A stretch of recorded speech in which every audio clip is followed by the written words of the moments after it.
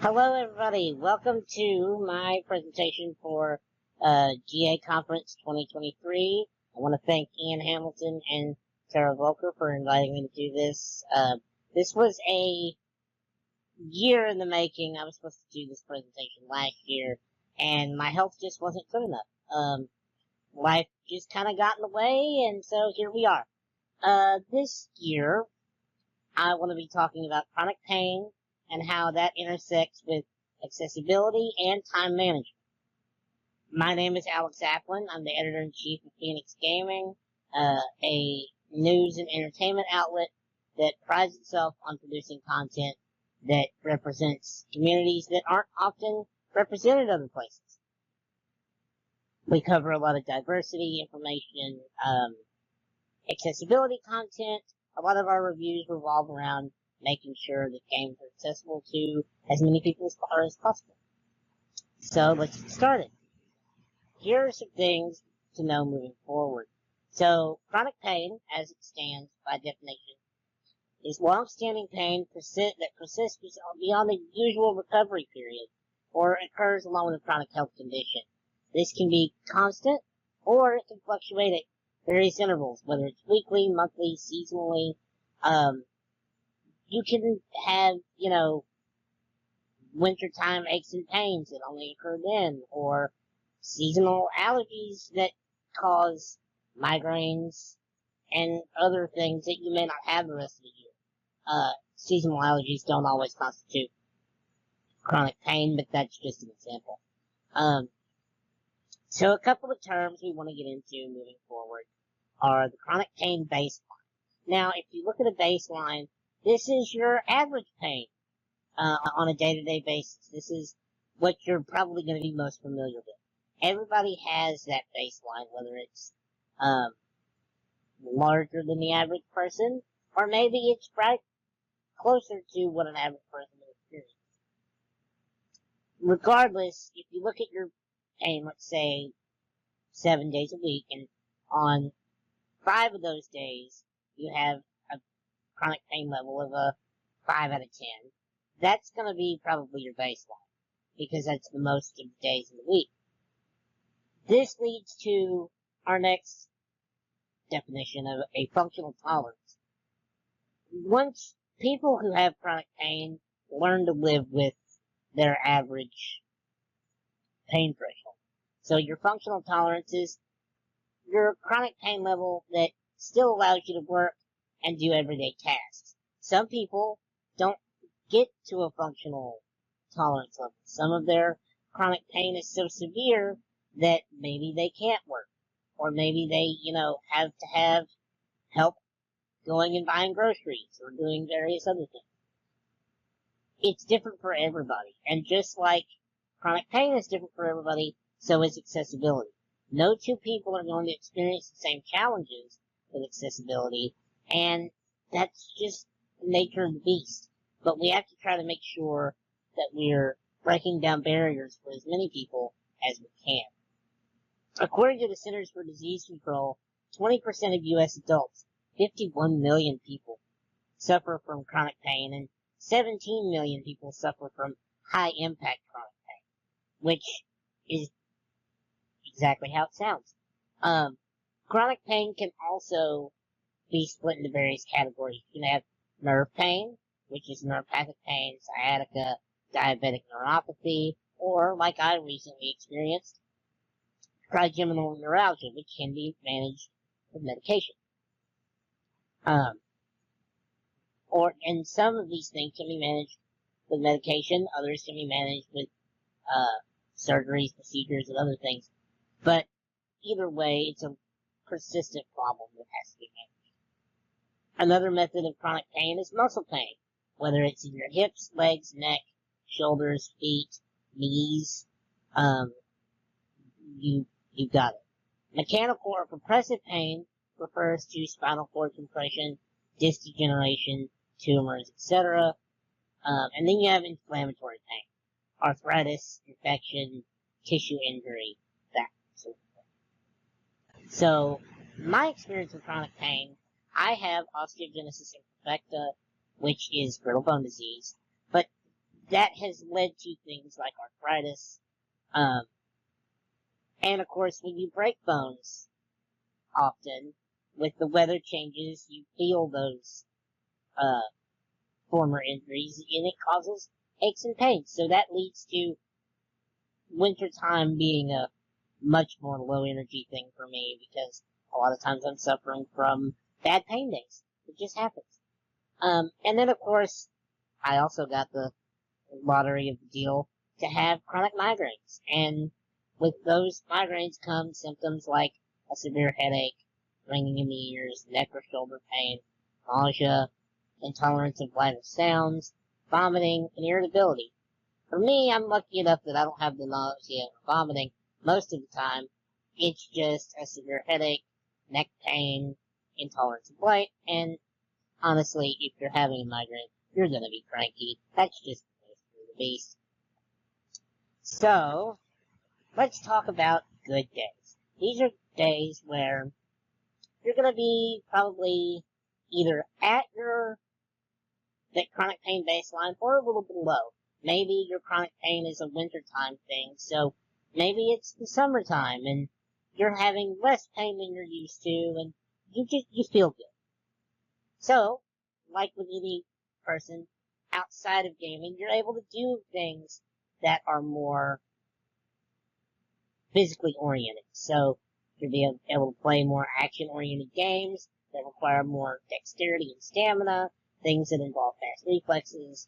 You'll be able to balance your life commitments in gaming. For me, because I'm reviewing a lot more things, this allows me to not only work on a game I need to review, but maybe I'm gonna knock out an article or two that day, and maybe I'm gonna answer 1,001 emails that day. It just depends on what your life quality is that day. Either way, you're enjoying games for longer periods without needing breaks, especially games that are more intense or on higher difficulty settings. I don't care what anybody says, difficulty is an accessibility issue. It's just there are people who, on a good day, can play things on normal or hard that may need easy mode on a bad day. Which, let's talk about some of these games that you can play on a good day. For me, Bayonetta. I love Bayonetta. Who doesn't love Bayonetta? It's just fun. So, that's one of my go-tos if I'm wanting to play a high-action game and that kind of situation. Things like Elden Ring, I can't necessarily say I recommend other From Software games, but Elden Ring is something that I do enjoy on a good day. Things like Hades. There's all kinds of, things that require reflexes, Devil May Cry, that kind of stuff. So, then we have the bad days. Okay, so let's talk about bad days. These are going to be days where your pain threshold is a little bit higher than your baseline. Or, it's the dead of winter, your knees are hurting because you had a cold front, your arthritis is flaring up. Or just an average day where you have a migraine and you feel like crap and you want to curl up on the couch for the game. These kinds of days, you want to go for something a little more low-key. I go for things that are turn-based, or for games that I already enjoy that have a difficulty setting, I might bump the difficulty level down a little bit. I don't have anything to prove. I'm almost 30 years old. I don't have anything to prove with anybody. I just like to make things more relaxed on myself on those bad days. I go for story-focused games. I love things like Greenlight Valley. I'm currently playing Octopath Traveler 2. Baldur's Gate 3 is another favorite. It's things that don't require timing, QTEs, competition with other players. I'm not gonna get into Fortnite on a bad day. It's just gonna be one of those more relaxed days. Now, if you're like me, and say you have a review to do, or you want to play something that's a little more complex, you're gonna want to play in shorter spurts. Maybe you'll take a break between games. You switch off days. Monday you play something that's a little more intensive. Tuesday, maybe Wednesday, you play something a little more low-key. Greenlight Valley, Pikmin, stuff like that. This is where we get into the chronic pain and time management thing, is because gamers with disabilities have to manage our time. Maybe we have a headache that day. Maybe for people with respiratory issues, just not breathing that well today. Regardless, you want to manage your time so you're getting the maximum distraction from your pain and whatever is bothering you that day, and the most enjoyment. Because for a lot of us, gaming is an escape. So let's talk about some do's and don'ts for developers, because I've seen a lot of progress, but I've also seen some backsliding for some developers. So, a big one for me is QTEs. Anything with context, timing-based mechanics either make them toggleable or provide some kind of auto-succeed option. I understand people want to make them more cinematic, more intense, more engaging, but for disabled people with chronic pain, it's just not feasible. I love Bayonetta, but the first game is a pain in the butt, because there are several QTEs, and if you don't hit them right on par, you have to start the whole level over, and that's a problem. This leads into difficulty options. The more options to tailor your difficulty, the better. Even if you're not getting into the binary easy, normal, hard, if you can toggle things like enemy damage, player health, enemy defense, maybe you can lower that down so you do more damage. That kind of thing tailors your experience to where the player has control over their needs and their experience. Another thing is, going back to the subject of toggles, let's say you want to do a mechanic that you're tapping the button really, really fast.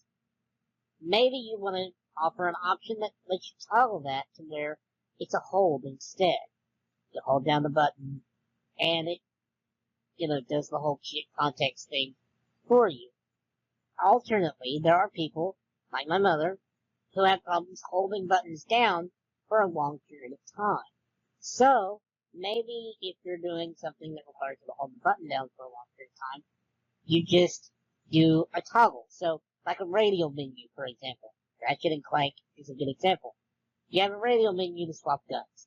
Maybe you make it to where you just press the button and the menu stays on until you toggle the radial menu again. It's a great option. It works so well. I've seen it work for so many developers, and there's so many other little things like that that you can put yourself in the shoes of somebody who has to manage their time and their stamina and just eliminate those barriers to enjoyment. Now, talking about the don'ts of this do's and don'ts section, do not be like Final Fantasy 16. Don't be like 5. Please. Don't flood the game with rapid QTEs and intense button mashing that makes somebody wear out in 30 minutes to an hour. It's not fun, and you want to enjoy the game, and I wanted to love it. But for somebody who has to play at a slower pace, it's just not feasible. Another thing is multiple control schemes. Do not provide just a single way to play.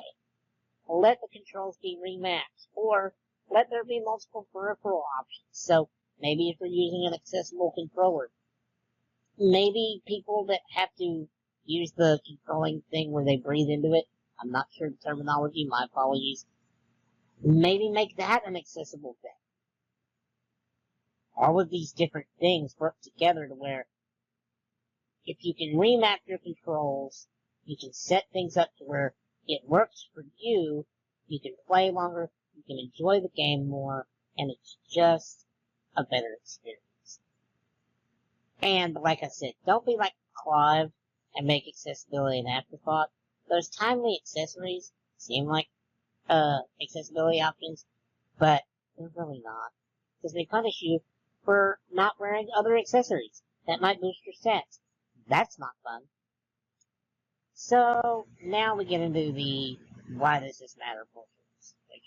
We all know why we're here for accessibility, but just to reiterate, gaming should be for everybody. And for me, growing up, I had, broken bones all throughout my childhood. And gaming was an escape. It was a way to shut my brain off, distract from the pain, and just enjoy myself for a while. It's a great way to cope with whatever your struggles are. And another thing is, newsflash to all you able-bodied folks, it's coming for you too. You're gonna get older, arthritis is gonna set in, you're gonna have slower reflexes, and you're gonna need these things. So, you might want to get on board a little bit sooner, you know what I'm saying? It just kinda is what it is.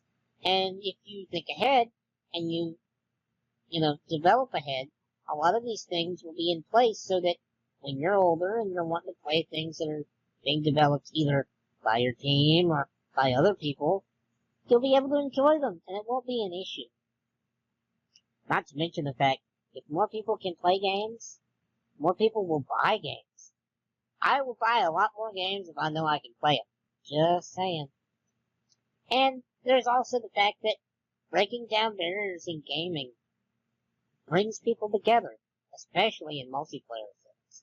If you can play with people with hearing difficulties, sight difficulties, or even physical disabilities, it brings communities together. It helps people understand each other's struggles, and that's better for everybody. Granted, no two people are going to need the same accessibility options, but making things as accessible for as many people as possible is important. Accessibility needs may change over time, too, so that's another reason why you want to make this as accessible for people as you can. Not to mention, having these options doesn't hurt anybody. I don't care what all these From Software get good bros want to say, it doesn't hurt you to have an option for someone else. No one should feel like the kid on the playground watching their friends play and not being able to enjoy it themselves. No one should feel left behind. To wrap this up, I'm just going to say that gamers and developers need to work together. We each have a part to play. It might be frustrating for us as disabled gamers to feel like we have to educate people on our disability and what our needs are, but it's the only way people are going to learn. These kinds of interactions, these kinds of presentations, these kind of conversations are the only way we're going to get any kind of progress. It's the only way we're going to move forward. And as developers, transparency and communication are the best tools you have to make the gaming space more accessible. I've seen too many developers champion accessibility and then never follow through. Please don't be like that. To wrap up, I want to thank everybody for watching this and for listening. You can find me at Alex Applin on Twitter and on Discord. Other social media is going to come once I figure out a solid Twitter alternative, because it's going down in flames. Thanks to Ian Hamilton again for being such a great help for various research over the years. He's been a great friend, and all the GA conference organizers and presenters, y'all are amazing. I really appreciate y'all. Also, just a shameless promo, go check out Phoenix Gaming, www.phoenixgaming.com. We've got fun gaming news, reviews, and other informative stuff. I'm still trying to work out some accessibility elements like screen readers and that kind of things, but we're working on it. And you can also catch us on Twitter at Phoenix Gaming, or Phoenix G, I think it is. Yeah. Anyway, thank you all for watching. Have a wonderful day, and I appreciate you. Bye.